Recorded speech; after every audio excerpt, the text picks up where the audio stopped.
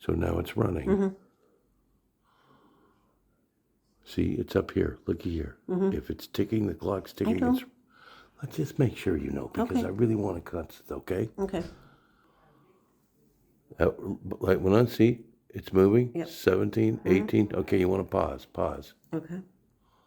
End of, what is it, February, that's what we're in, right? We've got a show,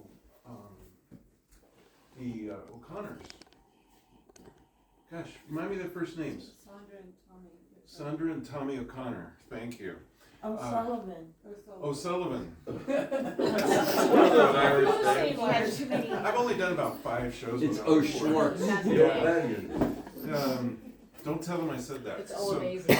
Yeah, but they're known in Dingle, Ireland for their Ooh. famous pub there. Wow. And they're just two Irish greats, Ireland's greats, even if I can't remember their names.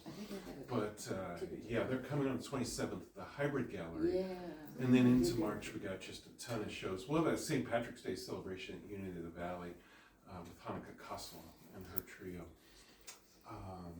And some shows in early March, and on it goes. So just get on my email list. There's an updated blue calendar there. And Niki's CD is back there, and I guess these are the last few, you know, in 7 circulation, down to 7. So, yeah, these are collector's items of sorts, and which leads to the introduction, because Niki's music has always been a treasure to me, and I remember when he was making that CD, and Keith Greninger was helping him with the CD, and we were all just so anxious to get Niki's music recorded because it had such an influence on the California music culture, music scene. And many people recorded his songs, and lo and behold, he and Darlene just moved here to Eugene. So was I ever thrilled to hear that, because I've been a fan for over 3 decades. And this is his debut show in Eugene. Nice. So thanks for supporting that. Please give a warm welcome to Eugene to Niki Leeman.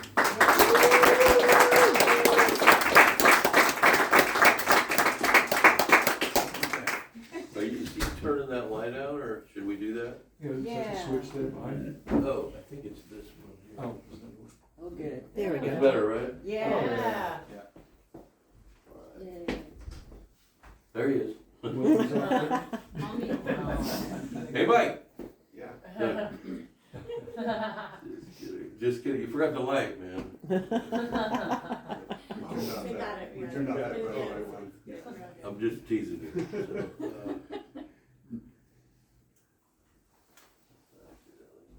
I might, occasionally I might look at the lyrics or something, because I'm gonna do a whole bunch of new songs. Yeah, it's actually right where it's supposed to be. Yeah, that's why. Doing a whole bunch of new songs, so I don't usually need to look at all the lyrics. I just need to sometimes get the first word, and then they all come naturally flowing, just like so many songs that you guys know. Seeing the Dylan movie coming out, you know, reminds me of a lot of things. I might tell a couple of stories. Like I first went to New York in 1980 because I wanted to be Bob Dylan. And, I traveled across the United States with a guitar and a backpack, learned how to hop on freight trains, just trying to be that kind of guy. As a friend of mine who wrote a song says, you gotta get a little on you. So it's kind of like, to be able to write songs, it's not so much writing the songs, it's getting the experiences of life that you can get, so you can write songs like, you know, like I write. And now at my age, I've had plenty of that. Some of the songs I tend to write, it reminds me of Dylan in my hero in a sense, because I tend to write songs that are very lyrical, you know, that and tonight I'm gonna just let you guys have it. A lot of times I write songs also that are funny and political, but tonight I'm just gonna play a lot of the heavier, deeper ones, and some of them have never been played for anybody before, and hopefully I'll remember remember most of them, but, when I think of songwriting, I write what I think of as almost surrealist, impressionist songs a lot of times.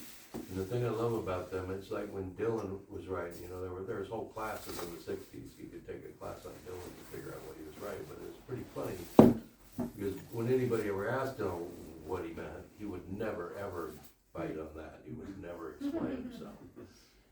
And technically, you know, with the kind of stuff I write like that, you can't really explain yourself because I get it from somewhere else too. It comes to me most of the time, my best writing. It's not that I actually seriously, literally thought of that lyric. It's more like these lyrics come to me in a wave and then I go back and that's the easy part. Editing is the easy part, you know. Editing, trying to figure out what the good stuff is and what to leave in there and what not and make some kind of thing out of it.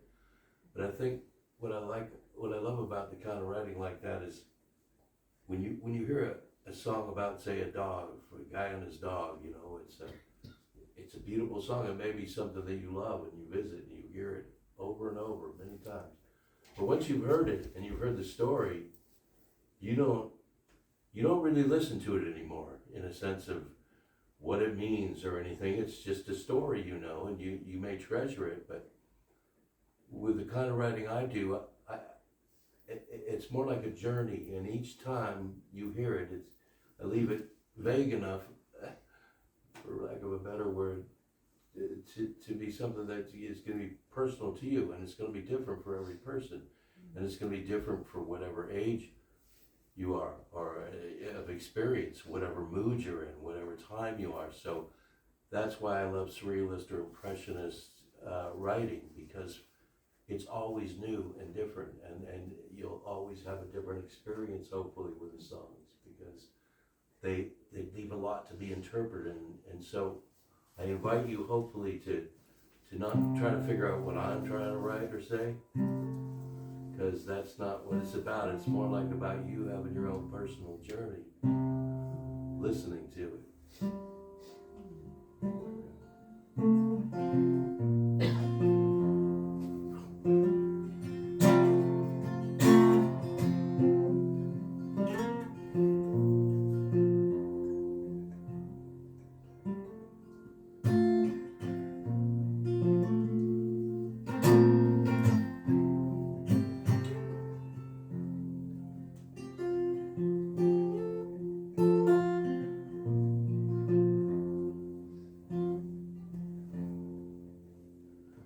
Tracing your outline, I'm drawing on you. Round the curve of your breast, a blood red tattoo. It's amazing to see how much it levels you. But I can't help but think you look better in blue. And baby, baby, look at how your lips curl. I'm a Titanic iceberg, mama, come be my girl. When you crack like a painting and it's hard to believe that you'd stop your hanging to look down on me. Flush of your cheeks and a fire in your hand,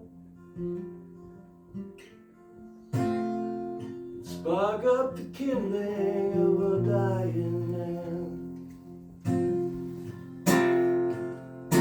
Yeah, but baby, baby, with your pendulum eyes, Pandora's box laying between your thighs.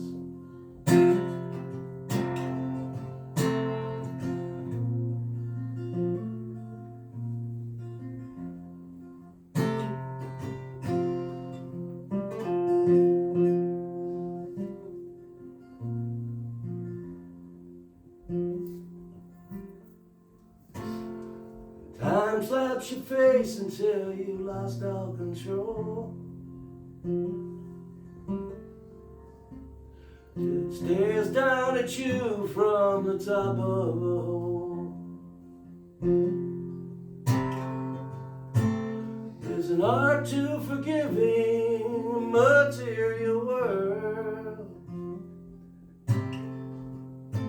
You just swallow your teeth and you spit up a pearl. Yeah, baby, baby, it's a beautiful world. Break off my branches, mama, come be my girl. Yeah, but baby, baby, which story to tell? At the feet of the daughters, at the throat of the well. The one with the ponies and the princes and pearls. Or the one with the blood on the driveway, girl.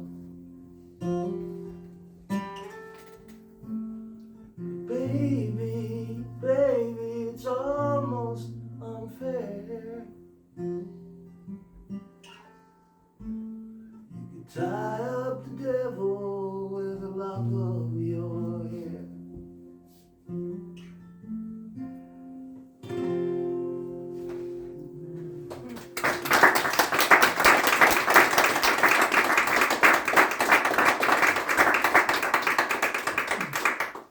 So I'm switching guitars because that one's in C tuning. I play a lot of my songs in C tuning like that. You'll hear that sound. And then these are in standard. Funny enough, as I was making my set, it almost ended up being one after another, which is why I'm going back. Just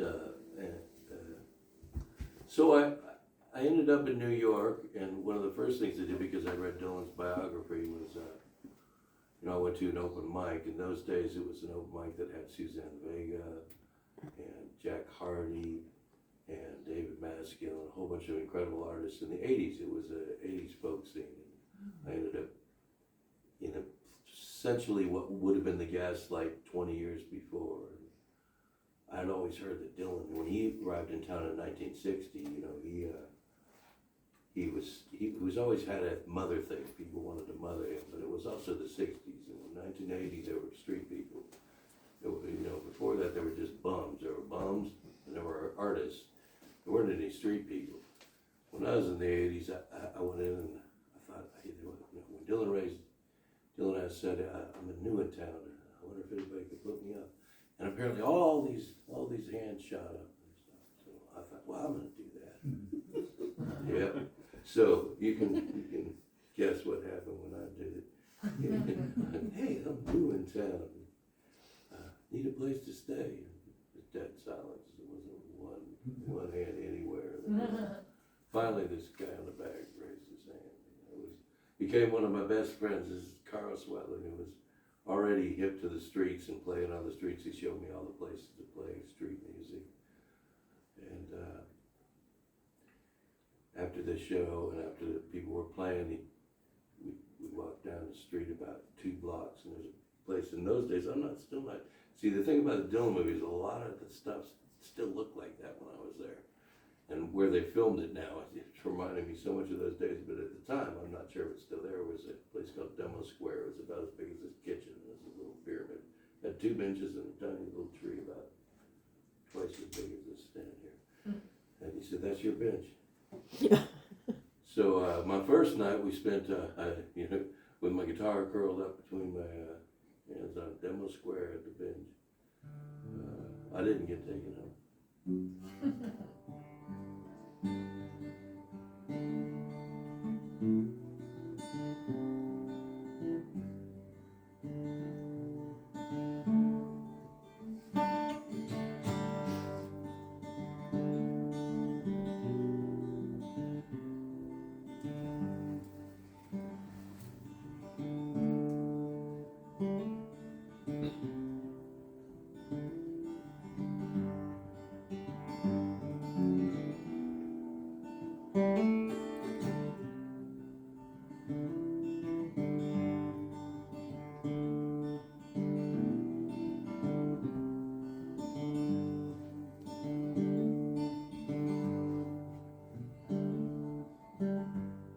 I've been all around the world, boys. Sailed the 7 seas. One step ahead of the sheriff and all of his deputies. From the rock of Gibraltar to the shores of Tripoli, only to find myself right here with the devil in me.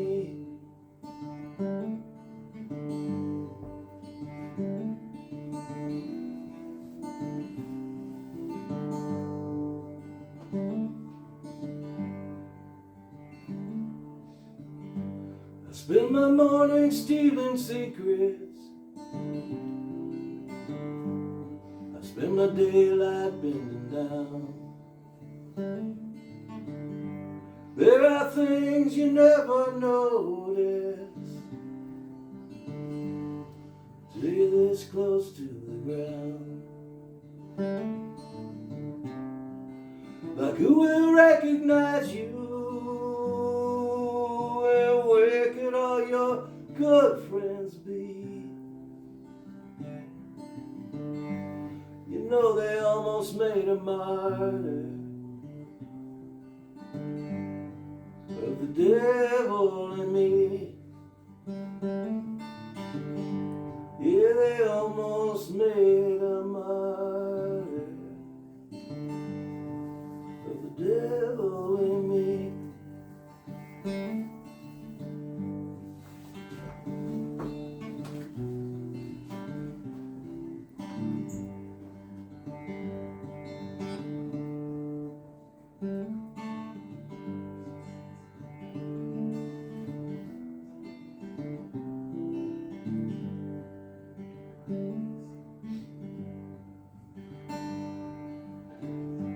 Berries were ripe and we were naked,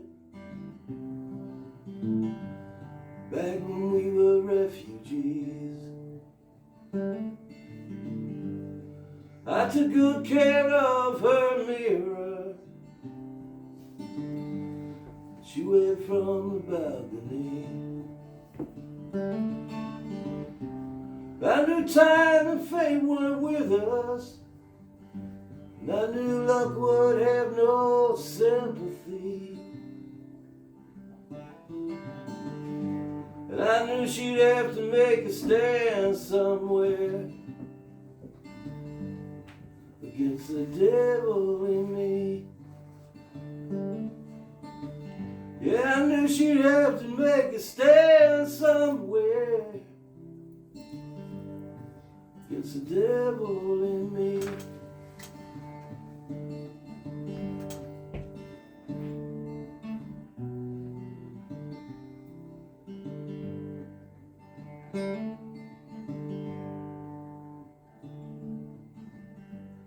Everybody's got a lawyer.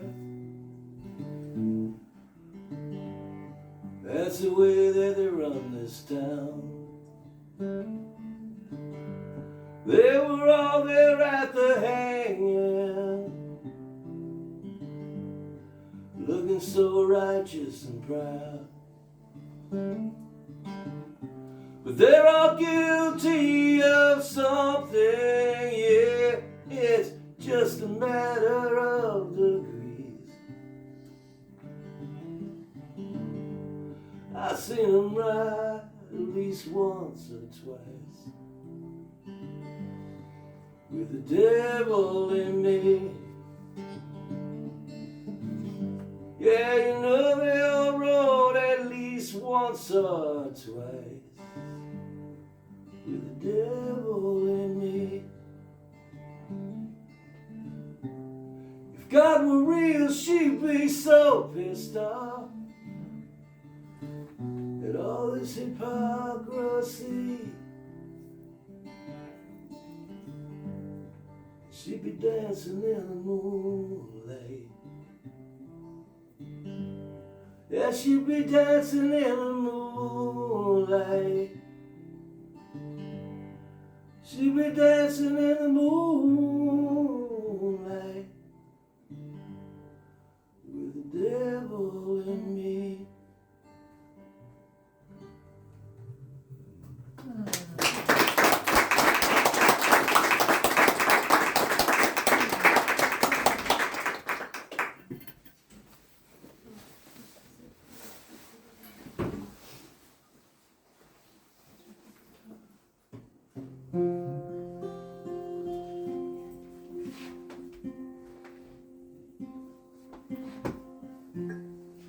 So after being in New York for a little while, you know, I slept a lot in Washington Square Park, which is shown in the movie, but I started discovering that I could actually find these old apartment buildings, and you know, like there would be like 10 floors or something, and half of them would have messed up doors, but you could just take a card and open them anyways. They're the buzzer doors. I would sleep on top of the roofs. And one time in the morning, the owner of the building came up and he said, "What are you doing here?" Hey man, I'm just sleeping here. Any place to sleep. Not hurt anybody. He actually said, "All right, just, you know." And about a week later, there was a little storm.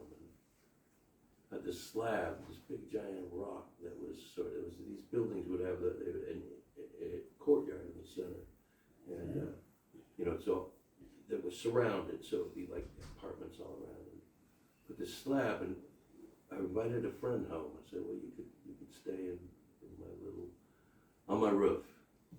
I actually at that point had a sun chair even that I could sleep on. So I was Stalin, and we were up there in the middle of the night and trying to put this plastic that would be a lean-to, you know, and he pushed the slab off of the roof into the center of the apartment building. So it flew down about 20 stories and crashed, and all this noise came. A couple people screamed. We ran out down the stairs, and that was the last time I saw that place. What happens when you invite people home?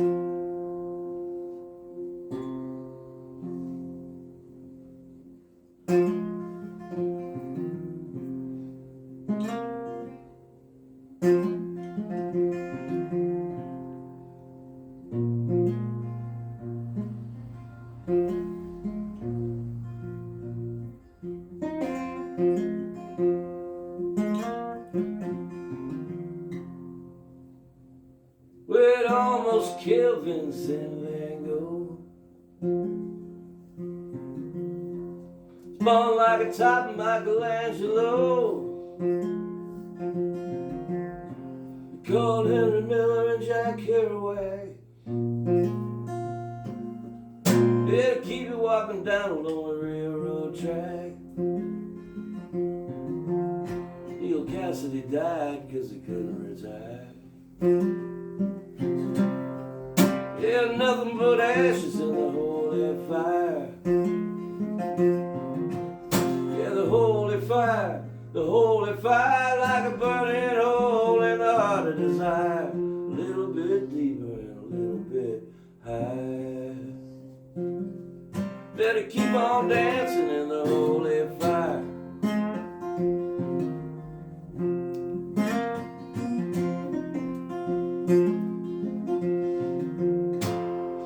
It's not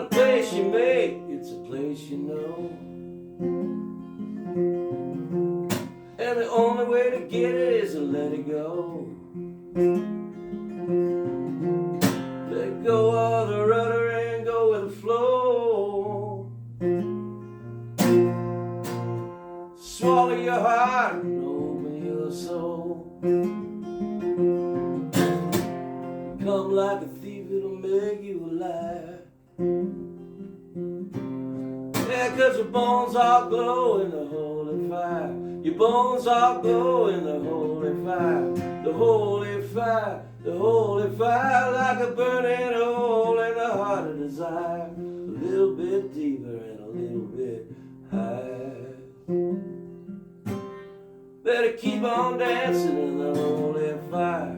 Keep on dancing in the holy fire.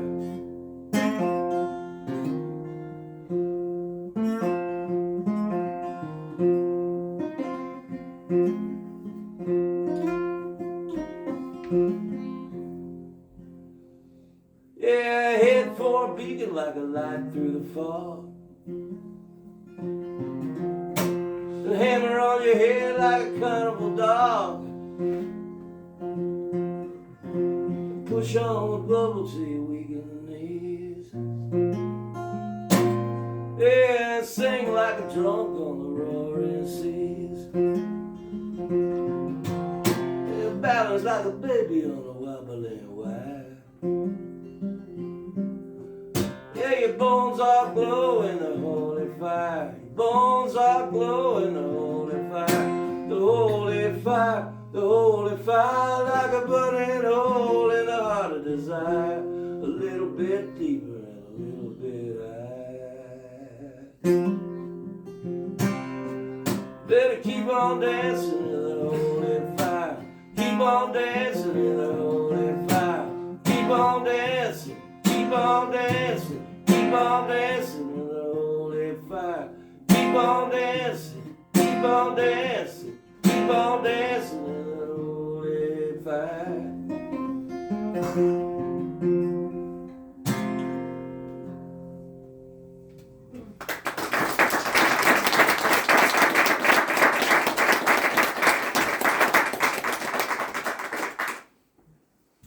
So, oddly enough, when I was putting this set list together,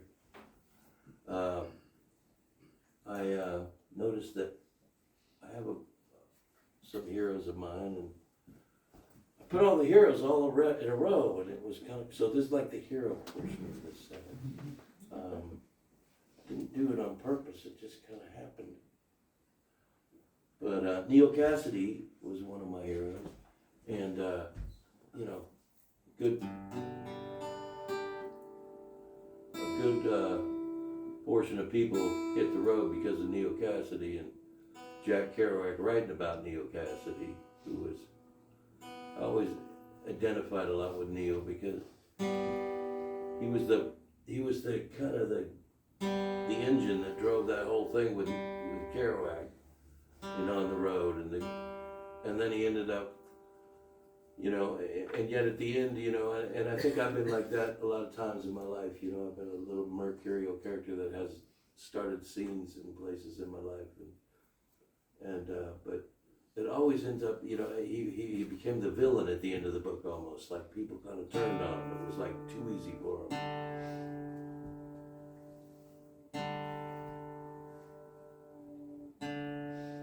And I felt like that as well, you know, it's always, you know, you're always the fair-haired child for a while, but that always tends to come back to bite you.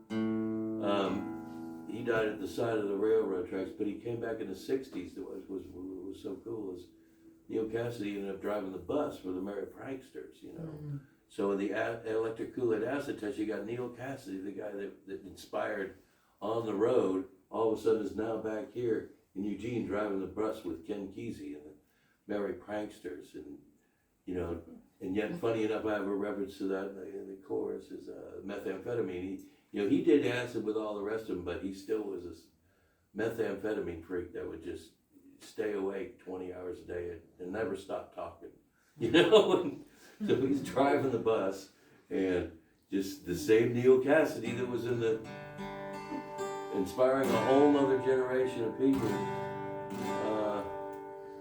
He died like he lived. He was walking down the road in his 50s, and they found him on the side of the railroad track. When I came to Eugene, I decided electric Kool-Aid acid test had been a huge influence on me.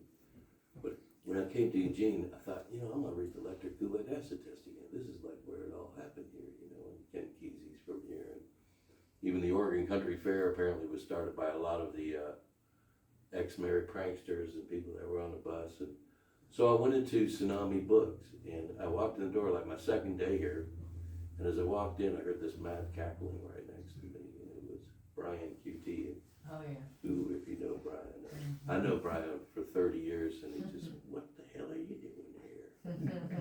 You know, and it was like my second day in town, and I said, hey man, I think we might be living here.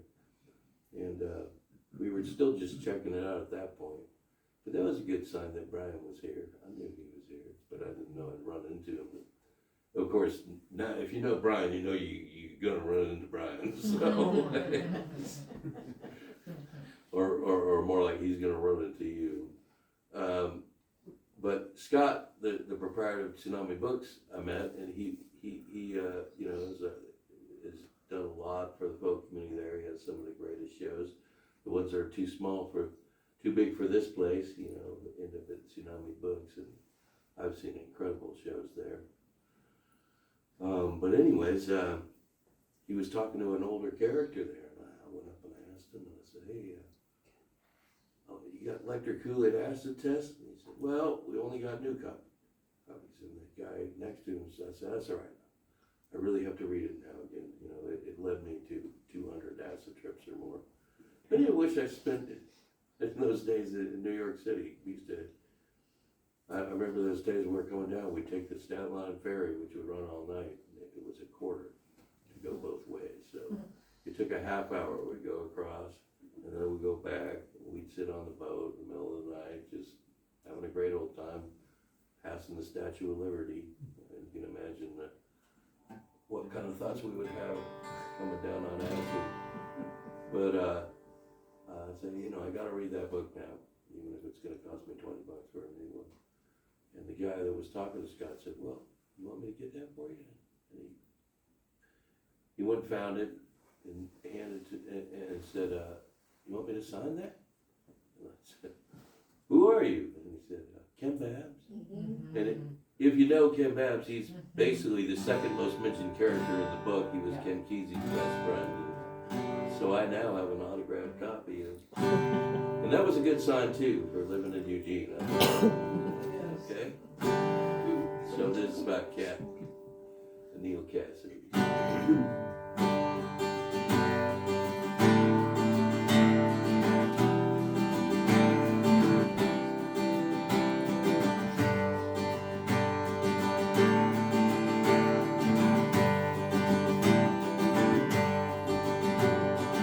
God bless it, madman, you're ranting and babbling, yeah, one big amen.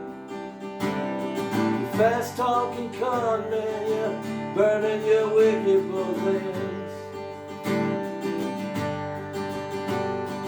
Bopping and spinning and rapping and grinning, you're real man. They know you're crazy, but they just can't help listening. 'Cause you're out in the deep end, they know the poet's your friend. You remind them of everything they've been missing, and you're under their skin. Under their skin, like a white neon highway that's burning methamphetamine. Out of the static and right through the chaos, you're real man. With a nod and a wink and a grin, and you're under their skin.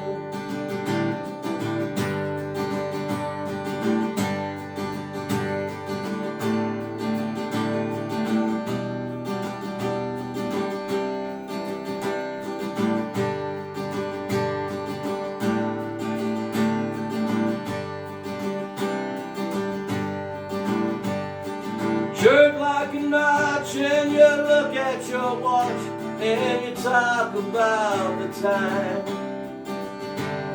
Like it was enormous, it was someplace you could find.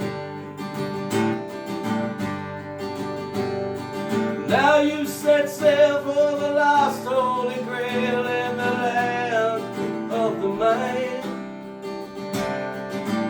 You won't be coming back from what you find, but you're out in the wind and you're leaving all traces behind. You'll just keep going till your heart replaces your mind, and you're under their skin, under their skin, like a white neon highway that's burning methamphetamine. Out of the static, you're right through the chaos, you're real lonely. You're nodding, awake and a grin, you're under their skin.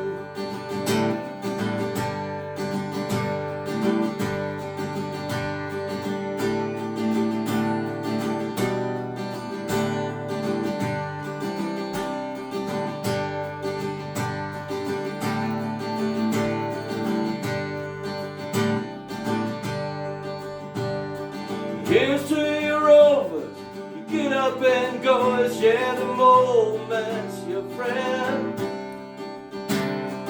It says it loves you, but it only loves where you've been. When you are standing with your pride in hand and your fist in the wind, it won't feel like he loves you so much then. But you'll just keep walking until you lay down on the tracks. But you know that every good hero goes out like that. And you're under their skin, under their skin,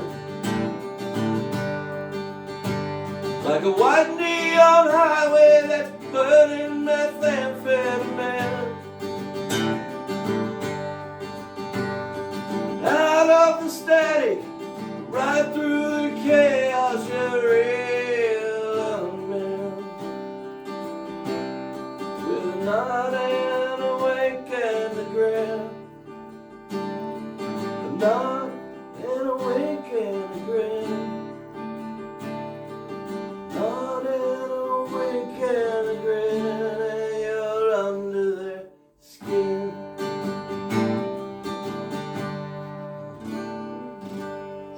Nice one.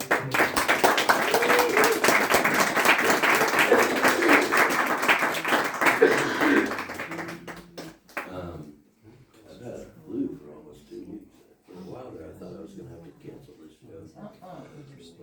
I'm so happy I made it.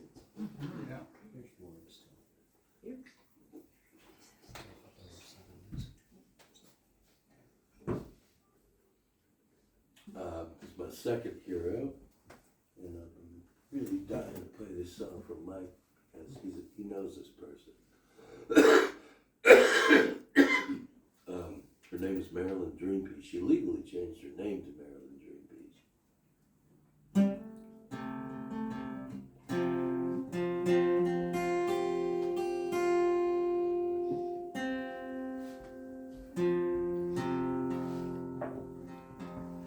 And Marilyn was just, she had an art car. This is Marilyn. She had an art car. I don't know if you know what an art car is, but she had an art car where they spray painted all over it, just all these colors, bright yellow. And then she stuck all kinds of stuff on it, like dinosaurs and just anything she found. So basically, if you saw Marilyn drive by, you knew that was Marilyn. Marilyn just was the ultra hippie from the 60s. She was at every protest. one of the most supportive people in town. We had a concert series we ran called Camp California. We ran for 7 years with some of the greatest artists from all over the country. And Marilyn was the first one to buy like season tickets. You know, she was, yeah, well, I'll buy them all. Her and her husband there sit right up front. Marilyn would be a half hour early. She'd be right there and she'd be cheering and always happy. And she always wore this this bright tie-dye. You know, it would always be almost the over-the-top one that you'd almost be embarrassed to wear in public. Like I always try to kind of look for the cool hippie shirt, not the bright orange one that looks like you're being the old. But that would be Marilyn. She'd always had, and she had this big mop of hair, and I'm sure she tried to brush it, but it just never looked like it was brushed. You know, and so, you know, to me, I love that about her. I love that, you know, she would just have this big art car everywhere she went. She was the loudest, happiest one in the room, and you know, she died, and there's a story I told Mike. I'm gonna tell it just because it's such a funny story that ended well. Her husband, when I first wrote this, I wrote it about 16 years ago, and I thought they would play it on the radio. I thought it'd be cool, you know, and somebody wrote some reggae tune about Marilyn, you know, we love. And I wrote, the first 2 lines in it were, I can still see you standing there with your loud tie-dye and your messed up hair. And I love that. I thought that, you know, but you know, and it went on to be a delightfully loving song about Marilyn and just her being almost an image of the 60s icon of a great generation of people. But I got a call from her husband about it. So I sent it to him thinking, you know, maybe he'd be playing on it. And he called me. He changed his name to Shalom Compost. And he was just as out there, man. He was like, he was about as tall as Mike with the same hippie stuff on with right next to Marilyn all the time. Marilyn was only about 5 foot tall, and then he was like 7'8". So, you know, with a beard and just, you know, but they were just the hippie couple in town. Like they would hire me to work in their house if I needed money, you know, those kind of people. But anyways, a couple weeks after she died, it was probably just that it was too close. I got a call from Shalom, and he said, I wonder if you were open to like some suggestions about your song. And of course I was, you know, my insights were in horror, and I was like, yeah, okay. And he said, well, I was thinking lovely tie-dye and beautiful hair. What do you think about that, Niki? And, you know, I paused for a minute and I said, I'm really glad I'm writing the song. Funny enough, the rest of it he never heard. It was like he just blanked it out, never put it on the radio, never. Aww. So I moved here and I've been wanting to get that song back, and I had even lost it and forgotten some of the lyrics. I wrote them again. And that was just when we first came to town about 5 months ago. I said, you still have that song, Marilyn? You know. And he said, yeah. You know, are you open to any suggestions? And I said, you know what? A lot of people think I'm one of the best songwriters of my generation. So, and I've been writing for 40 years. This time, see, I was a little harder on it because it had been not 2 weeks since his wife died, but 15 years, and he's remarried since. And I said, you know, I don't think I need any help writing the song, but thanks anyway. But I said, you know, I'm really sad that you've never heard this song. You know, you just heard those first 2 words in the beginning line. And by the way, when he first told me that, I interviewed plenty of people that knew Marilyn and said, so loud tie-dye and messed up hair. Oh yeah, right, yeah, that's Marilyn. So, you know, I thought, well, I nailed that. You know, so, you know, I said, I was really sad that you never really got that song and realized what a loving tribute it was to Marilyn. And so he wrote me back a few days later and said, well, what's that part about Stephen King? You'll understand this when I play the song. You know, there's that thing about Stephen, and, you know, I don't really, what did you mean by that? So I actually just went, you know, I wrote him the whole song in lyrics. I just typed it out, sent it to him, and didn't say a word. About the next day, he sent me, I think, great lyrics. That's all he said. So anyways, so he actually read the rest.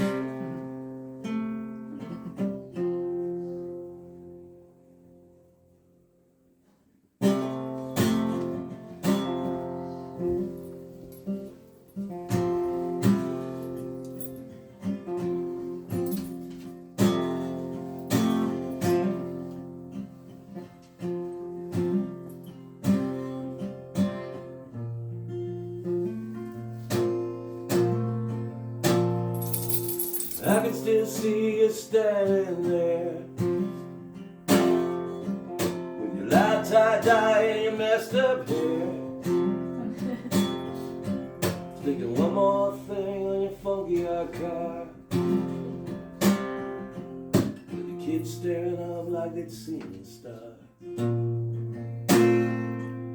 And whatever happened to the flower children, best and blessed of a generation,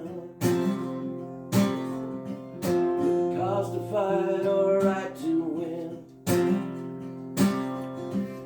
When they grew up, they were Maryland. If ever there was anything happening, you know you could count on Maryland.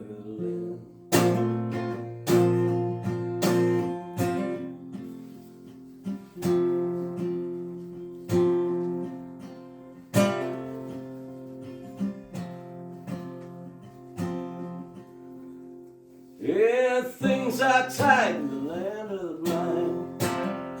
You can share my foxhole anytime. Talk is cheap, we know what it brings. But Maryland, you were a real thing. Yeah, right out of the pages of Stephen King. Watch out, you budding Republicans. She was every conservative's worst fear. Thank you, Maryland, for keeping Santa Cruz weird. Yeah, I nominate you for the crown. Everything I love about this town. Some people die and it seems sad, but I know you earned every inch you had.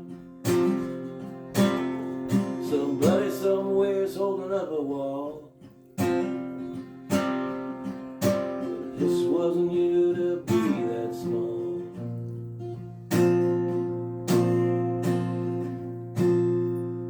And when I think of you walking tall and proud, yeah, I can't help but laugh out loud. I've been around to know a thing or two, long enough to know there's only one of you. If God were there, he'd be pleased by the likes of you, Maryland dream peas. And somewhere in some little bum puke town, where there's tiny minds throwing rules around, keeping people small and on their knees, won't be because of Maryland dream peas.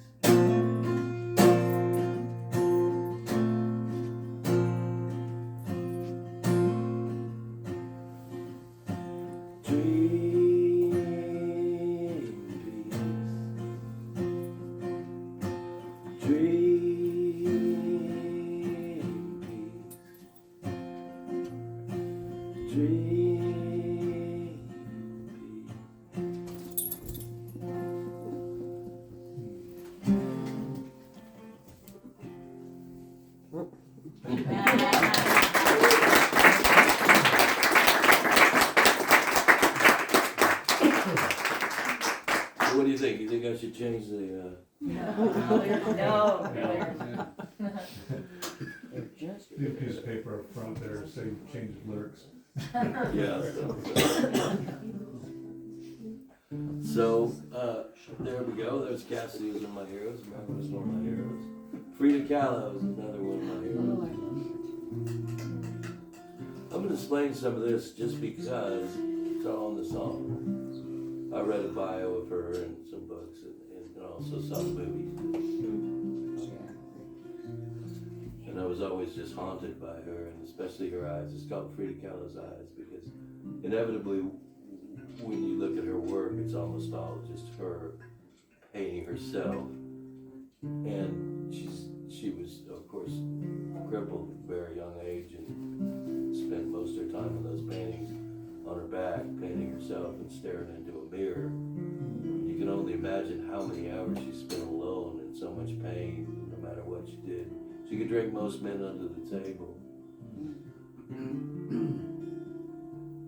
And there's a line also where I said she drink until you're hollow, to try and drown your endless pain, but your pain has learned to swim.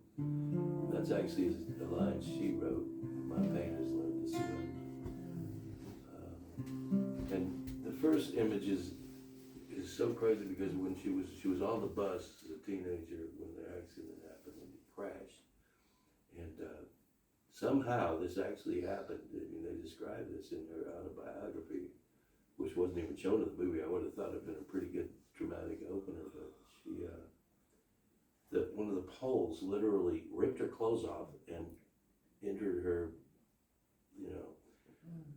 and there was jugglers on the bus, and they have this gold dust, and when the accident happened, it went up into the air and covered her with gold dust. So there she is, naked with a spear running right through her, with gold dust all over her. So that's how it ended up first. And then, of course, some of the verses next is just how many hours she must have spent in pain, in bed, doing so many great paintings, but just the inconceivable amount of time she spent. She did have some operations, but never quite fixed it. She was never okay. It's never right. And there was also, obviously, Diego, she used to call him her toad. There's a mention of that, but also how he was a womanizer, and he was a horrible womanizer. He just cheated on her constantly, and finally he went on to a few marriages. At the end, the last verse is about her funeral. She wanted to have a funeral where she was burned at the end, and then everybody celebrated her life. So there was a party about her life, and then they lit her on fire, and she sat up. Now this is actually apparently this isn't a spiritual thing or a ghost thing. It's just your body can constrict in the heat. So literally, when the heat hit her body sat up, and her hair burst into flames, and people exclaim literally sunflower. Gas that she had sat up and burst into flames and looked like a sunflower. Wow. So there's a mention of that too. So that's all cool to know just because it's all in the song. But I mostly just find her to be an incredibly intriguing artist. And I always, no matter what happens in her paintings, I always just end up staring into her eyes. So that's...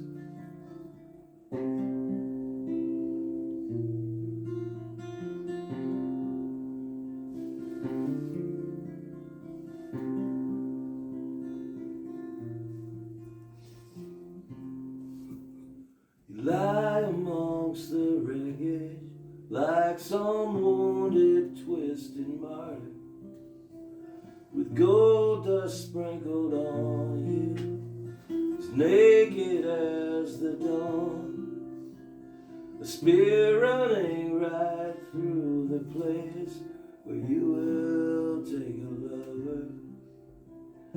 Though your wound will be a tomb, your life will be a song.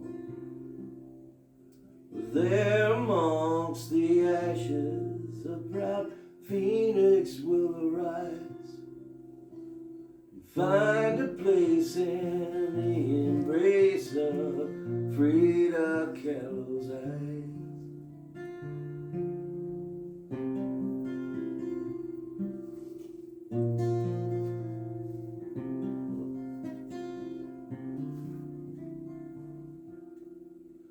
How many hours you sit alone where everything is broken, in silent meditation of your place inside the whole, where time and space do not exist, not a word is spoken.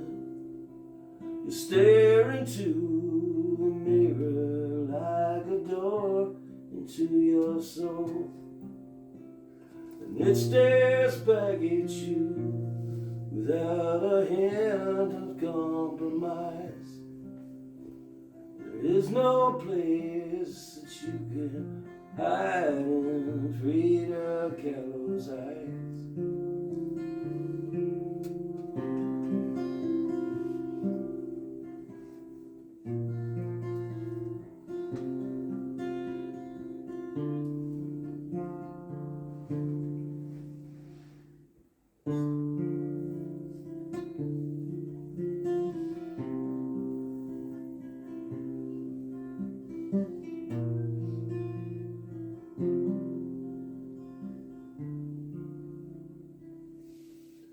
Now you dress up like an Aztec queen, and you curse like a bandito, like moths that come onto the flame, as if it were their friend.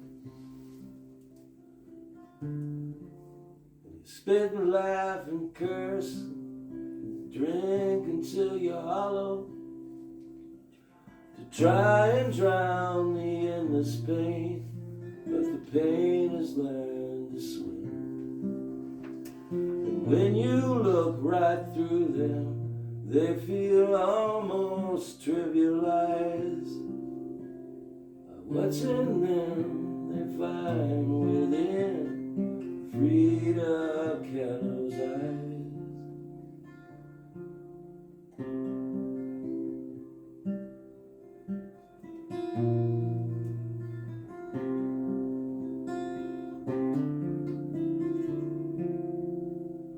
Now Diego, he's your grand toad, he's your smiling execution.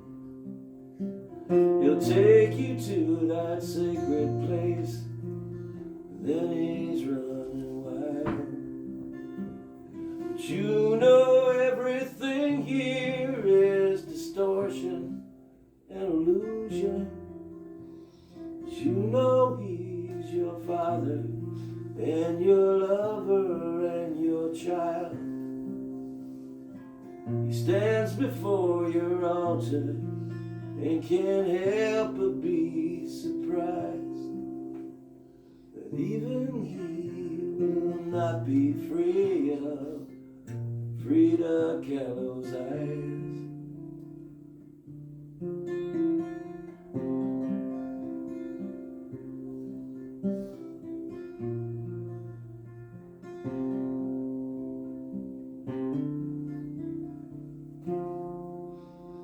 And you bolt up right inside the fire, and you burst into a flower. Now Diego knows the truth, and that truth is colossal, that all the woman he has had up to this final hour will end up here beside him at the feet of his apostle. You have left them here forever to be mesmerized by what's in them they find within Frida Kahlo's eyes.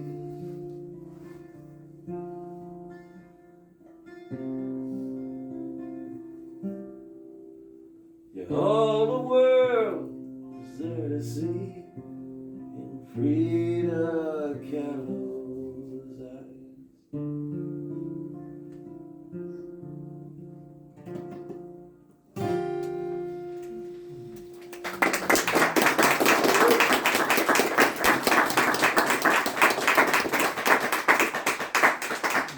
thing I forgot to mention is, Diego wrote in his biography that, when, at her funeral, when she burst into flames, he had a revelation that she had been the best thing in his life. You know, and that was, you know, now Diego knows it too. Yeah. Okay, and continuing with the hero. So when you live on the streets of New York, you learn to be, you know, I came as a rookie, but, you know, after a few summers there, I was getting pretty good at stuff, including playing in the subways and in the park, and I supported myself completely doing street music. Sometimes I would go and make $50, $60 in a few hours in the subway. I used to take it to the Kettle of Fish, which literally just closed recently. And it used to be right across the street from, this is a place where Dylan used to have. It was one of the few places that was still, you know, they used to talk about him in there. They would be across from the Gaslight, and that's where they'd hang out and drink. And I used to come in there, sometimes a guy liked me there, and I'd come in there and bring him like $40, $50 in quarters, you know, just dump it on it. And I remember people go, where the hell do you get that? You know, and it's like the guy would say, hey, the streets are good to people. And he would take my change and give me cash, so I didn't have to walk around with $50 in quarters. When I was in Europe, I was actually arrested briefly by the German police for having $50. And I had to convince them that I was actually a street musician and I hadn't knocked over a laundromat or something. This is about Nelson Mandela, and I wrote his autobiography too, and obviously it all ended up so happy for him to get out of jail and become the president and founder of this new country. But that was in his 60s, and he went into jail when he was in, you know, his early 20s, and he spent most of his life in jail, and I just found it incredibly profound that most of his life he spent behind bars, you know, writing and fighting for this, but I wondered, you know, would he ever, if he really had the chance, would he really do that again? Would he give up like his whole life for his people, his country? Would he spend 4 years in jail?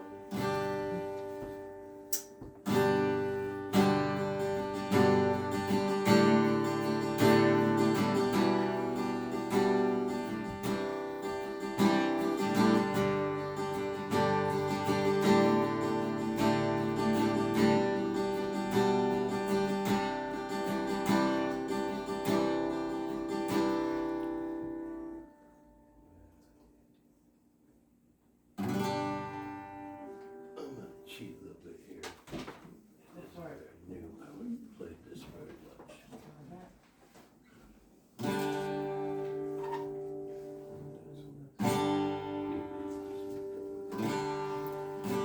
You're gonna get a raise though.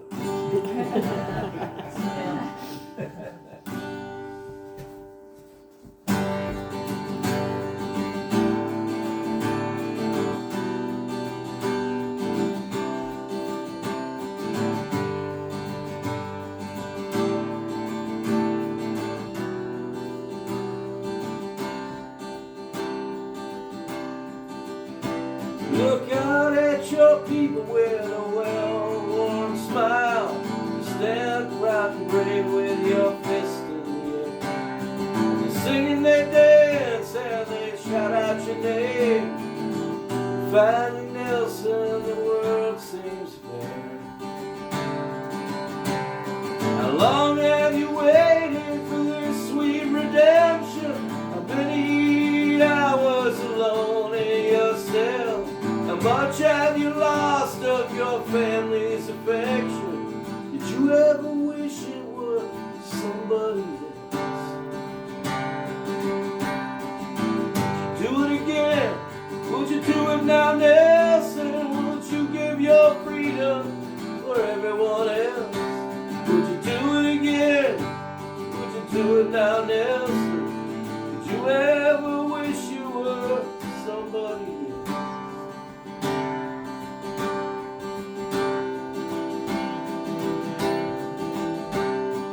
What makes a man stand up for his family? What makes a man stand up for his friends? What makes a man stand up for his brethren? Is what makes a man stand up for himself. Would you do it again? Would you do it now, Nelson? Would you give your freedom for everyone else? Would you do it again? Would you do it now, Nelson? Did you ever wish you'd been somebody else?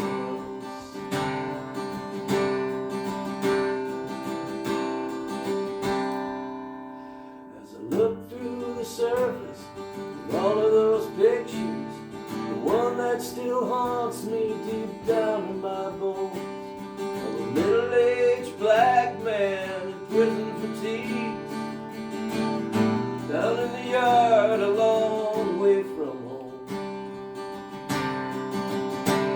Would you do it again? Would you do it now, Nelson? Would you give your freedom for everyone else? Would you do it again? Would you do it now, Nelson? Would you ever wish you'd been somebody else?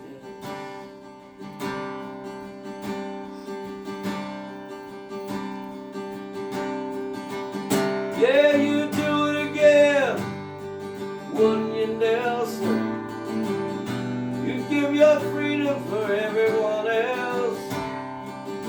Do it again, wouldn't you, Nelson? You'd give your freedom for everyone else. Do it again, wouldn't you, Nelson?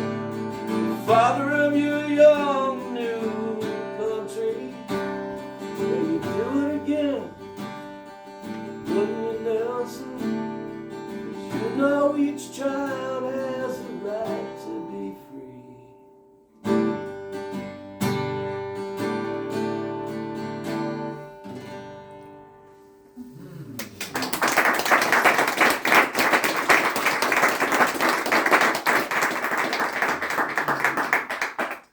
Well, that ends the hero portion of our show. Now I'm gonna sing about the villains. No, just kidding.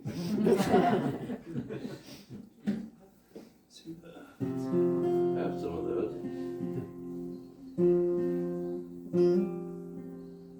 This song, a few of you know Keith Greninger. Keith Greninger is one of my closest, dearest friends.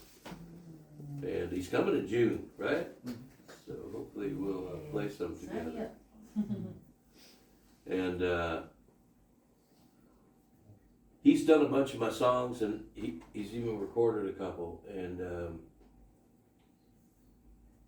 you know, I went through a pretty dark period in my 40s. I was living up on a hill, and I was by myself, and wrote a lot of very dark tunes like this one that's coming up here. I mean, it's not so dark. It has small smidgens of hope. I mean, if you look for them, they're so.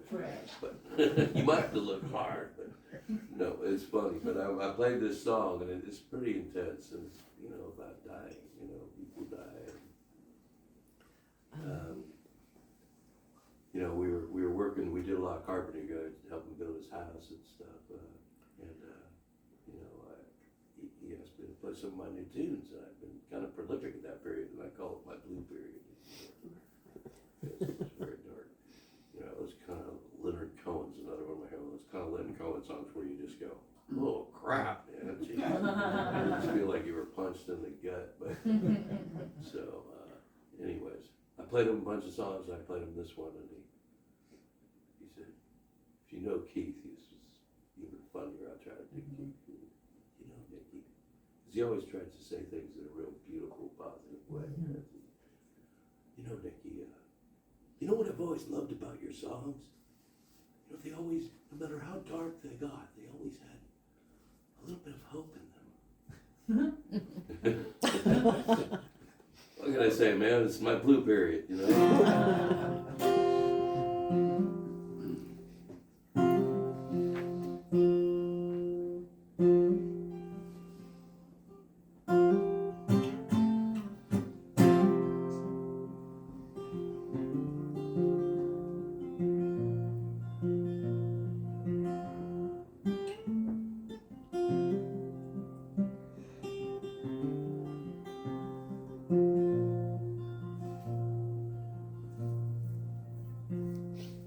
Love is a potion, it's warm and it's sweet. It rolls past the tongue onto white molten heat. Burn a hole in your stomach and a hole in your heart. Yeah, it's never enough and it's gone.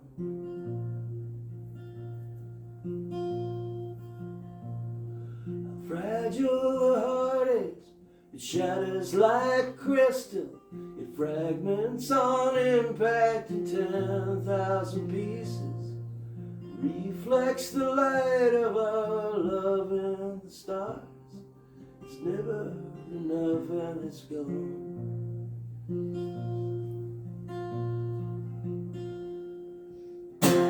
Your heart's an ocean. Your love you swallow. Why such devotion to all that's hollow?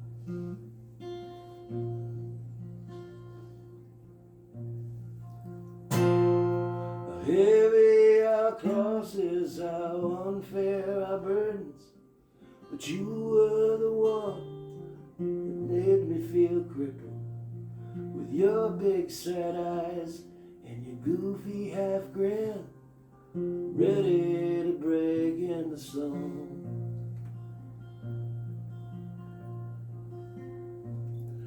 Some believe God gives us what we can handle, like it's some grand scheme and it's all for the best. I believe there is a road to the desert, and ashes and dust are the rest.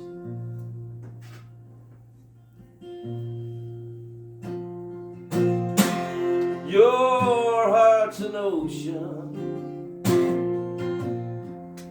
Your love you swallow. Why such devotion to all that's hollow?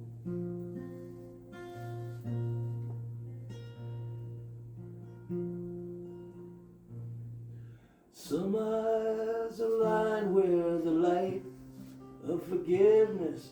They crackle with joy at the slightest temptation.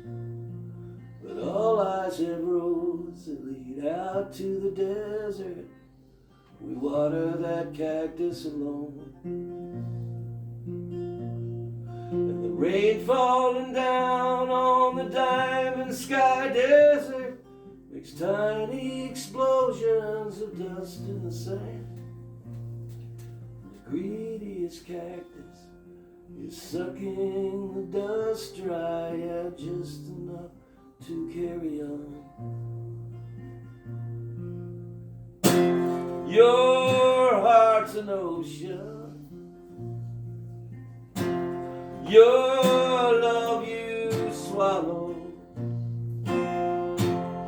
Why such devotion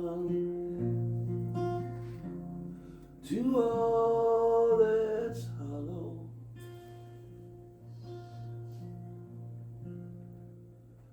The snow piling up the foot of the graveyard, where row upon row of the white shiny marble says I once was here, and I lived and I died, and ashes and dust are the song. Eternity calls to us all.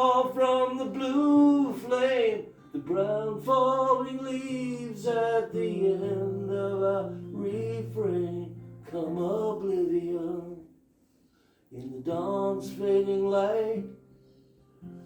One final breath and we're gone.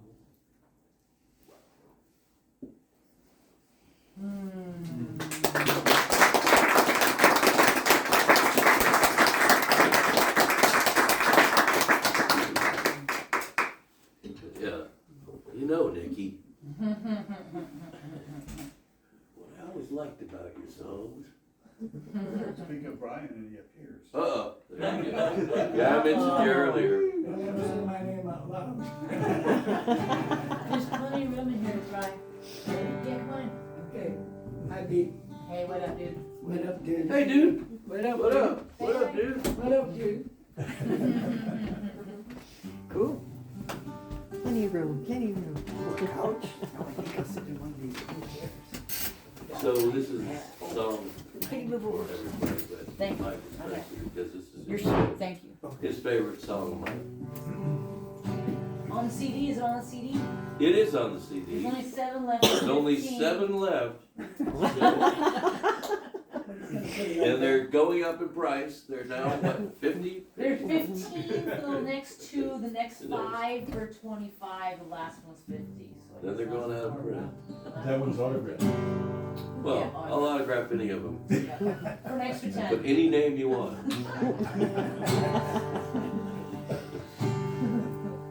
You just got married, you know. I did just get married to Tink, my darling Yeah, Darlene Tink. back there. Yay! Congratulations. So official. We wanted to make sure we were right for each other, so we spent 15 years together. We finally just said, yeah, I think this will work. Right here in this room. Oh, yeah. There's another song that Keith does. A Nice. few other people have actually done it, recorded. Melissa Crabtree. Oh, yeah. And apparently, Laura Kemp has been doing it sometimes. God, I believe that it only you're anything I can't conceive. You're a liar, you're a prop. I'm a thief, you are a cop. I'm a tiny grain of sand. You are a puddle in my hand. Never knife across your breast. You bleed red like all the rest. Come on, God, confess. You're crippled, fragile, and helpless. Tell them you don't have a clue. We're on our own, and so are you. And we'll go down to the riverbanks, confess our sins, and give our thanks. We'll go down to the riverbanks, confess our sins, and give our thanks. We'll go down to the riverbanks, confess our sins, and give our thanks. Drop down upon our knees. Come on, God, just you and me.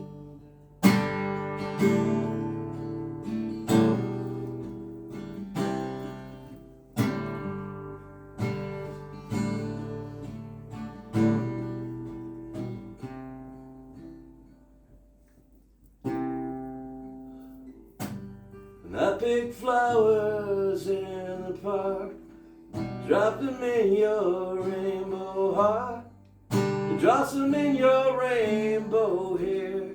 Each one a tiny colored prayer, each one exploding in my eyes, each one taking me by surprise.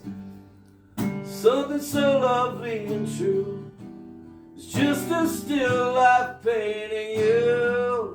We'll go down to the riverbanks, confess our sins and give our thanks. We'll go down to the riverbanks, confess our sins and give our thanks.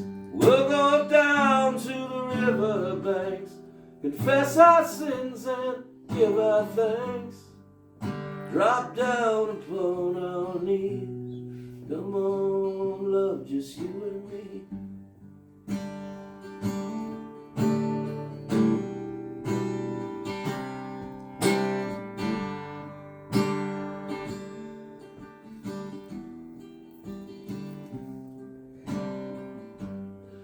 as I let go of your hand, a fragment naked in the sand. Tumble gently to the shore. Nothing is as it was before. I now remember my own name. I am Abel, I am Cain. Spend my love stitching up the rain. Quench my thirst drinking in your pain. Someday when you're by the sea, your undressed heart will visit me. I'll be that tiny grain of sand that you let slip out of your hand. We'll go down to the riverbanks, confess our sins, give our thanks. We'll go down to the riverbanks, confess our sins, give our thanks. We'll go down to the riverbanks, confess our sins and give our thanks. Drop down upon our knees. Come on, love, just you and me.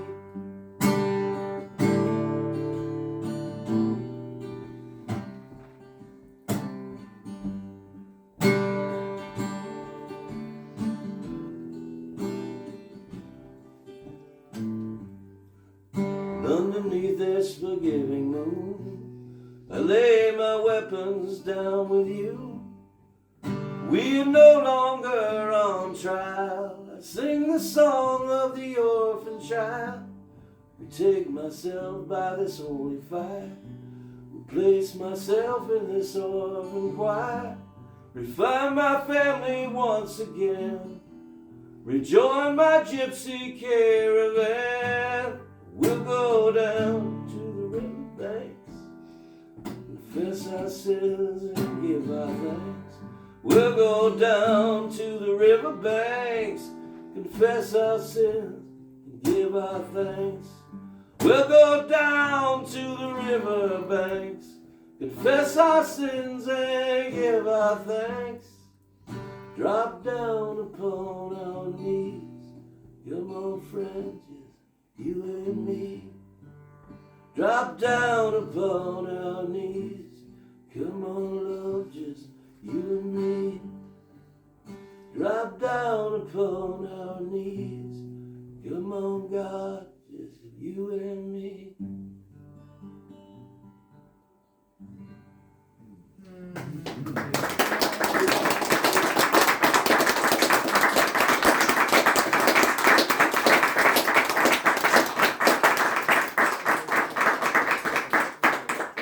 Well,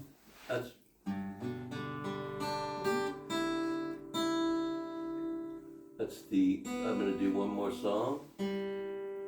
Thank you all for coming. It's been real special. I haven't quite done a concert like this in a long time, and it felt really good. You do a good job. That's exactly, it was this close to canceling it because of this flu I had. No longer. But, no, made it through, hardly coughed at all. So, two last stories about the New York.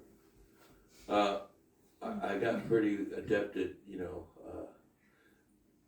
at things after a while. You have to make take advantage of opportunities at times. And one of the opportunities, there was a place you can go take a shower.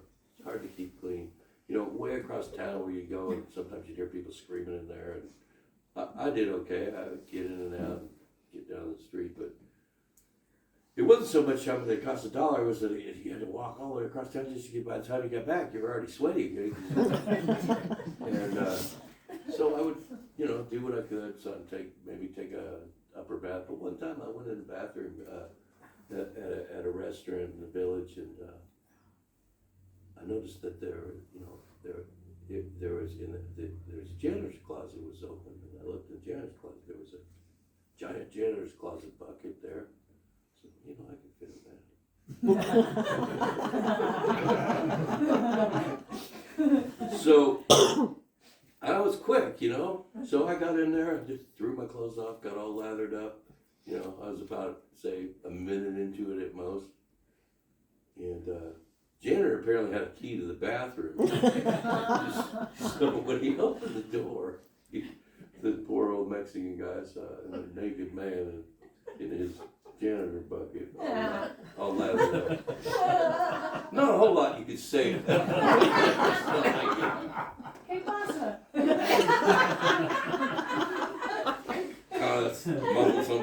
I'll be right out. Yeah, that really did happen. So I was right out. And at that point, of course, the manager was waiting for me. Out! Out! I waved as I left.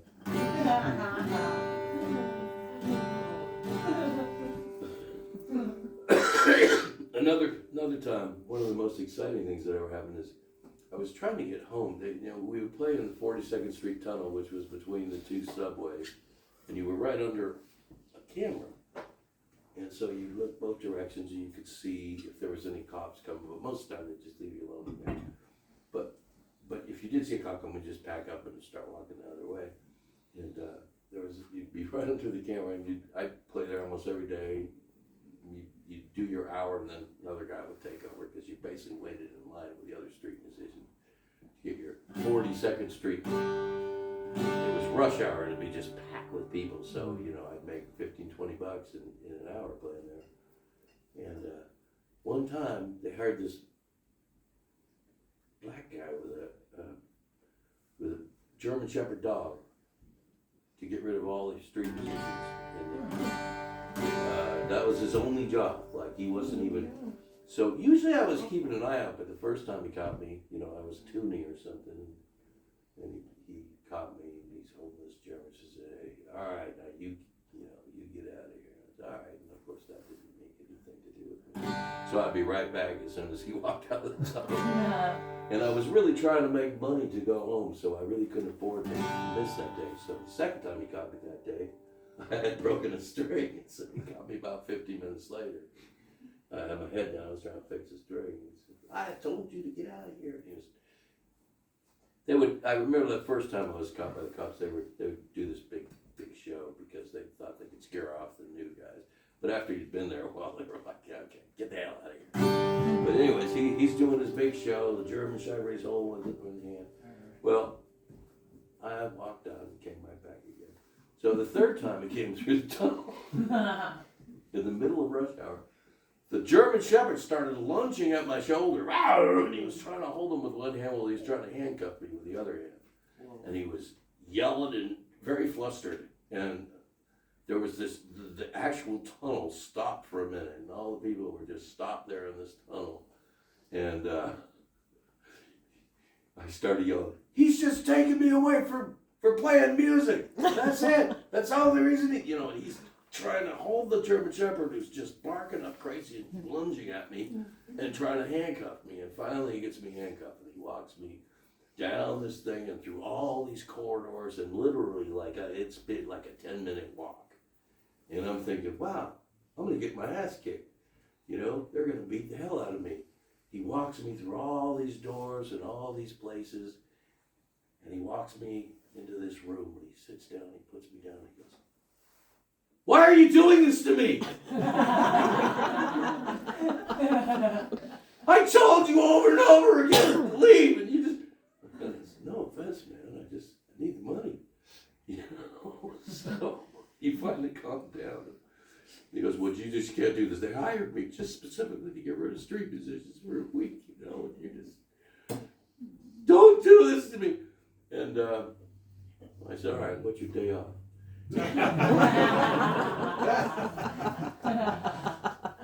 The funniest part about it was, after that he kind of liked me, and then he took me into this other room where it was the operation for the whole 42nd Street terminal. There was like all these 100 or more screens, and you could see every little camera in the whole place. In one place, he's showing these old grungy New York cops who are watching there, and they're making funny jokes about everybody on the screen. And And they're going, yeah, this is the guy is telling you about, and it's, you know, I'm shaking hands with him. I was almost a celebrity at that point. Did they have any requests? Yeah, leave, don't come back. Irene, good night. Yeah, He actually told me though. He said Tuesday, but don't let me catch you there. That was his day off. Well, this is my last song, and this is another song that Keith did and City Folk do that we played at the benefit. It's called Tonight the Angels Sing My Song. And there's a nice story about that because I just talked to a girlfriend I had in Greenwich Village, and she has a tape of me from 1981, where I had been like my second summer, I think, in New York City. She still has this tape, and it's on the tape. So I wrote this song in 1981, 45 years ago. And I do remember where I was all by myself, like I had hitchhiked across about half the country. I was lying on my back looking at the stars, and I wrote this song. And I actually never really thought a whole lot of it. Keith started doing it. And then when he did, I didn't want to do it because he did it so much better than I did.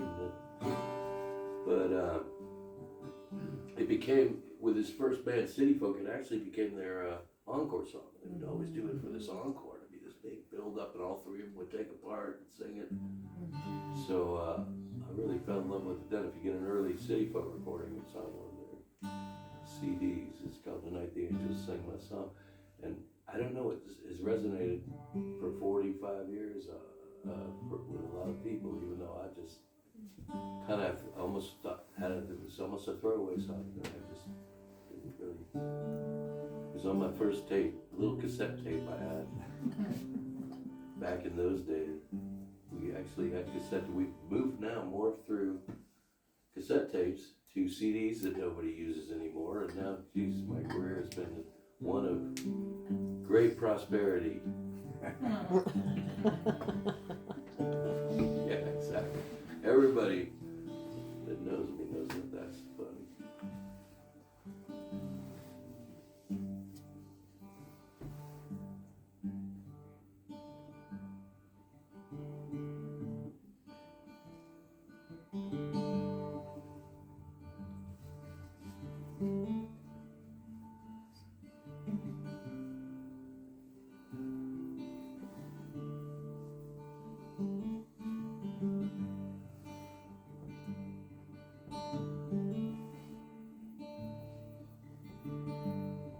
All the weights upon my mind, they walk away on dusty roads. Railroad tracks and highway signs leave behind my load. I'm going, yeah, to sleep upon the sand. And I know this day is mine. And I wake up feeling grand, have no sense of time. You're going. Tonight the angels sing my song. Tonight I know not where I go. Tonight is not but to belong and to feel the glow. I'm glowing. Fade away into the day. Feel the light that shines within. No, there's nothing in your way from where you've been. You're going to ride those winds into the night. Feel no no chains upon your soul. You know there's no place you can hide when you're standing all alone. Tonight the angels sing my song. Tonight I know not where I go. Tonight is not but to belong and to feel the glow. I'm going. Tonight the angels sing my song. Tonight I know not where I go. Tonight is not but to belong and to feel the glow. I'm going. I'm going. I'm going. I'm gone.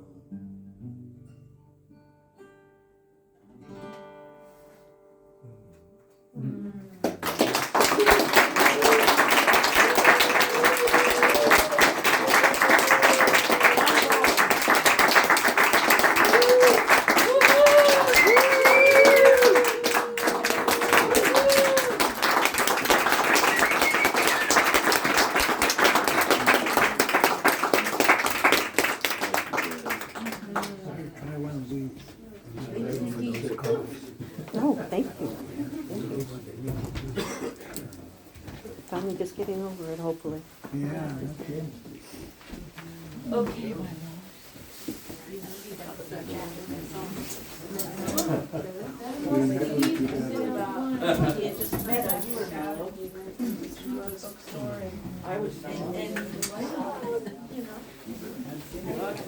You know, I've been so many places where you've been. And Really? yes. And your dog, that's her perfect, always perfect. She cuddles up in there, she gets her little spot, right? She's great. So she is. That was wonderful. Her name is Mother, it means loving kindness. Oh, wow, Isn't that beautiful. Yeah, it is. Have a good night. thank too. you, that was wonderful. Right. The Phoenix, yeah. Yeah, this was too.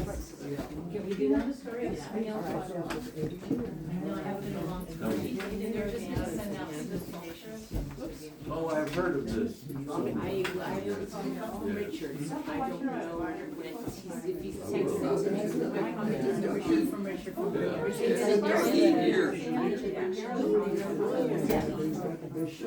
I know, I text him. What are your?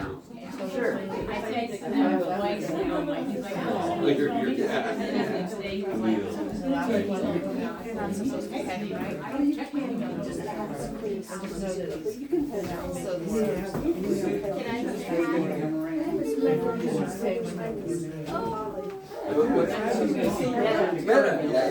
Yeah.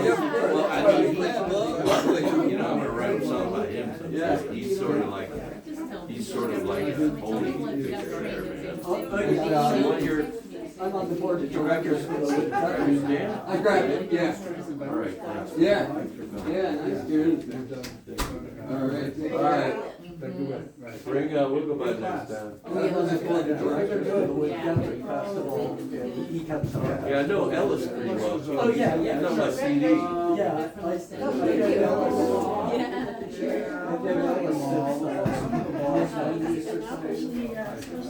But you know that David, of course, he knew. Yeah. Jack Carroll. Yeah, and he's, to me, he's like a holy figure. Like in Kerrville, I don't even talk about it. But if I hear, I literally know the places where he was at. You don't want anybody picking up the chairs because nobody knows how. I know. But I understand it in a way right, because they do get torn up if you don't do it I wanna carefully. change your name, Mrs. So we're all set, we've got everything done. I'm gonna have one, he was spending time. He's got a bio, is there a bio? There's no Well, it's autobiography, but it's really about Jack Terrell. Seriously? This He's is got over the-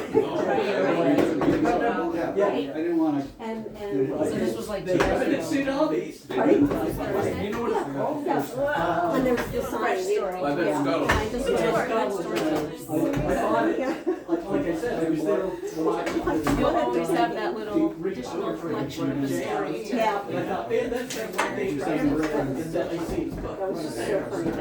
It's like, they think this is I a have to read compliment. that. Yeah, That's what I hear about, folks from other places hearing about the snow Yeah, days here. yeah. Like, That- they close all the schools I and know, everything. yeah, he's still right, he literally. Eric, I wanted to let you know that Like, you if were I playing didn't play it on somewhere, Sam I Bonds just on stop what I'm doing, I run over to the circle. 26th, But I, and Amy I can Dancing. barely talk to him, he's one of those Evening people show. that just makes me, All right. you And I know, also play, he's like a, he's I like also a play old guitar. figure. You're really good at I mean, he's got He's that got- vibe. and he's got a memory like nobody Like, else. Good singing. Erica, right? Yeah, Hi, Tim, right? Yeah, Tim. Play- Good to see you. Yeah. too. Remember him, He was the guy who was playing music behind Is it it. okay to stack them up here? Yeah, Yeah. and he knew all those guys, but it's not that, he just makes You got them outside? Yeah. conductor, Yeah. I mean, just. He's done a couple. Guys, it's been around forever. Congratulations. Thank you. Finally did it, huh? He's the fire. You know, That's all he does.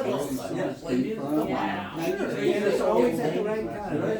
He's done the last one in the parking lot and the first You know, one so it was. Exactly. All the kids. We were together. Exactly. I didn't, I got a picture of me, where it And then says, finally, he's one wearing day, a he says, t-shirt you know, that says, if it's after 2:30 AM, I'm like, show me to my room. We were in agreement. whatever. Yeah, I tried.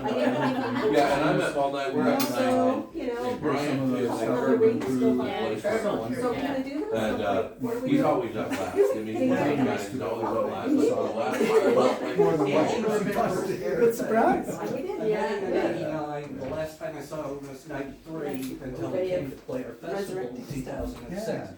And he knew exactly what we were talking about in 93. And I was going, whoa! You were talking about the Woody Guthrie Festival. Yeah, yeah. So that's So, cool. you know, Oh, shit, so many. Yeah, like, person well, else is he to, Yeah, he appreciate is history and one stuff. of a handful of musicians that's played every year at the festival. He didn't play Really the big. year his son was born was the only year he ever missed. And that's because his son was You know, born he so sings young. on my CD. Yeah, yeah. And I actually knew Ellis long before that, so, yeah. Thanks for coming. Thanks, Niki. Well, it's nice to see you, I love your music. Yeah. Yeah, what a treat. No. And anytime someone can do us, just even remembering the words to a song, that's where I'm at. I know, that's the hardest part, right? Nikki, it's time to put this on Bandcamp. Yeah, I don't even, yeah. And Alright. You have one, right? Oh, yeah, I've got most of my stuff on Bandcamp. No, I mean, you have one of the. Oh, I got it in my car. Hell yeah. Thanks. I'll put these videos up. Thanks. Yeah, feel free to share. Thanks, Tim, good to see you. Thanks, Tim, good to see you. Okay. This is our videographer here in town, our archivist. Yeah. Yeah, he's Oh, that's all- I know, I know. He has the biggest phone with the He's longest already- amount on it. Right. It's a He's fun already, yeah, he's already got me a couple times. I got little ones, but this was great, because this was really, It was very cool to just do an Yeah. acoustic show. yeah, and there weren't interruptions. You married him. There weren't, I did. trying to get over the beer drinkers and like. Well, exactly, and I was mostly playing a whole different kind of setup when I was doing the live sets. Plus I had bands with me, so I had to stick with stuff that was more band oriented. No, this was. But it was really cool to be able to do this. This was fun, hearing your stories, it was wonderful. Glad Thank you you. feel better. Thanks, man. I think you can do this. I'm sure I'll see you soon. Okay, see you later. Alright, man. Okay, so that's what you wanna do. He's like, no, I don't wanna go great.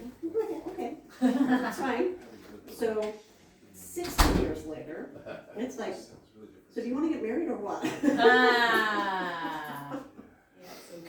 So we Well, did it. it was like, you know, I think we got it.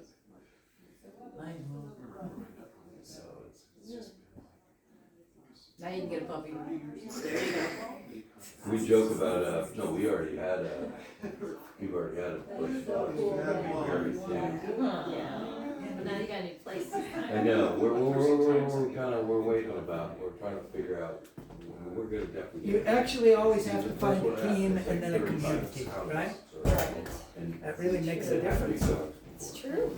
Although a friend of ours won her heart with a little dog, and now she doesn't. I know. So we're thinking about. Cockapoo lives for like 28 years, they live forever. Yeah, I don't even know what the breed is, and I don't think our friend knows what the breed Mini is. Aussie or something like Yeah. that. They're cute. Well, see, that's what mini Aussie? They got 'em. Yeah, that's nice. I had an old full-blood Aussie half-blood German Shepherd that I got in Europe. And he was the coolest dog ever in history, so I always just wanted him. And she's had boxers on her, so we both had big dogs. So we actually did a deal where we may, I wanna get an Aussie, she wants to get a puppy. I'd love to get them both, have them grow up together. Aussie box. Yeah, exactly. That would be fun looking, huh? Aussie boxes. Aussie fox. The only north I knew back then. Mini Aussie Yeah, box. this is really- Yeah, maybe we could actually get a smart boxer that actually wanted to get along, do what he wanted to. Because, that's. I'm not sure that's totally going to happen, but No, they're big goofballs. We had a great yeah, box. there's so much. We've had two boxes. That's right. Completely different. And you know, So, a long time ago, I read that book, Conversations with God. Uh-huh. Yeah. This is a guy who lived in his car and finally decided to write everything down, right? Right, He'll make you right. laugh all day And long. Now he's like, most oh, of the book my to me dog always had a way. is worthless, really. Somehow. But the one nugget I got out of it, Uh-huh. don't be And cruel to from the yourself. bedroom. Yeah. That is a And nugget to preserve. sitting down. The rest of it is pretty standard, yeah, you know? He'd be like, But that one's a keeper. And I look up, and he's standing, the dog is standing there with a bra, one of my bras hanging from his mouth. I'd like to steal their bras and he knew that it was kid her. But you could also tell when he had one because he would print his fly. And you knew immediately, just by how he was walking, that he had one of the bras. And then I try to ignore him, and then he like just stop and shake it. Get over here. Of course, he wouldn't let her go any longer. He just pranced around with a bra. Yeah, no, that was the game. That was the game. My dog, first dog, Cabo San Lucas, and I was supposed to be a full-bred husky, and I was like, he's not, but I was in the middle about to go leave to go to Cabo San Lucas, so I was like, I can't take a dog, I'm going to Cabo. I'm like, yeah, cute name, and then a friend brought him home from the university, and so I brought him around with me until I was leaving close to Thanksgiving time, trying to find a home for him, like, I'm looking for a home for this puppy because I'm leaving Cabo, and then I'm like, he's already chosen you. He's like looking at me and looking at them. Don't let him take me, And then I even take him in. I worked at the River Road pool doing massage, and the pool in the massage room was past the pool. And I just walk in. He just followed me and trot all the way up past the pool. And go into the massage room, and go into the closet, lay down, and wait for me to be done with the massage. I was like, oh, let's go. We're go outside, take a piss, or come back in. But he was great. He was like a lifeguard dog too. I go out there swimming in high lakes and stuff like that. And I go swimming, my face was down, he would run circles around you and try to scratch at you. And then if I was on my back or side swimming, he was like, okay, we can just go along. And so when he got older, just down by where the dance spot is, I would be in my yard doing gardening. I had someone call me one time, who said, hey, I saw, your dog. And I was like, down the river. I'm like, okay, cool. I'm like, where are you? I said, in the garden.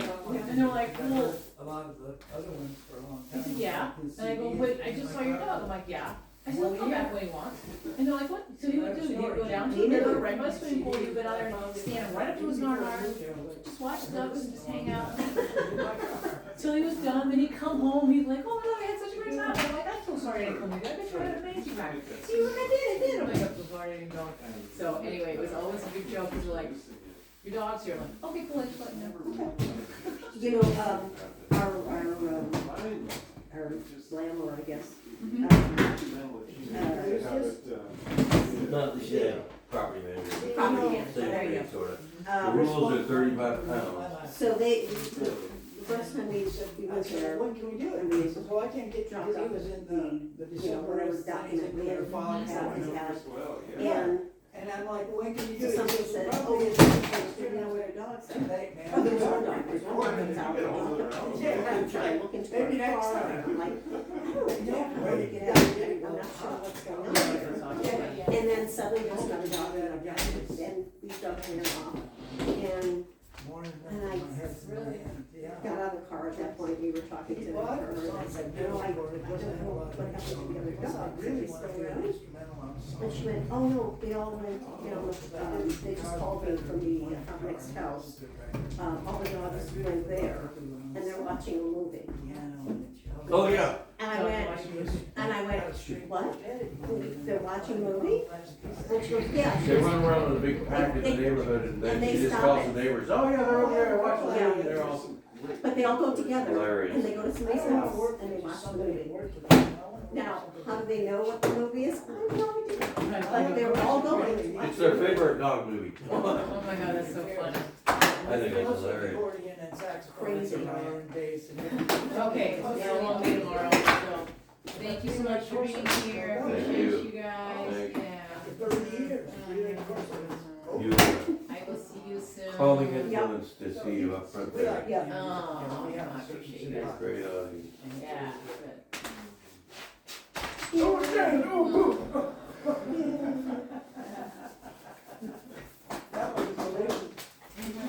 Intentional collision. So how far are you? I'm like 5 minutes away. She's probably gonna get it from you. Might as well, it's been sitting there since you gave it to me.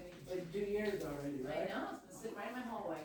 She has my He has an ultrasound. ultrasound. And every time he sees me at Tsunami Books, he's like, you should bring me an ultrasound. Like, it doesn't live in my car. I don't walk away now. Like ours. Yeah. Hi, Nikki, good job. Hope you feel Thank better. I'm sorry I didn't get it earlier. I had double commitments. Double commitments, Yeah. too many women, too little. Nikki, No, there was a can you pen out bunch of- Erica wants a signature, please? Oh, yeah. Oh, good. Sign her with a CD. Then she can put her shoes on. Yeah.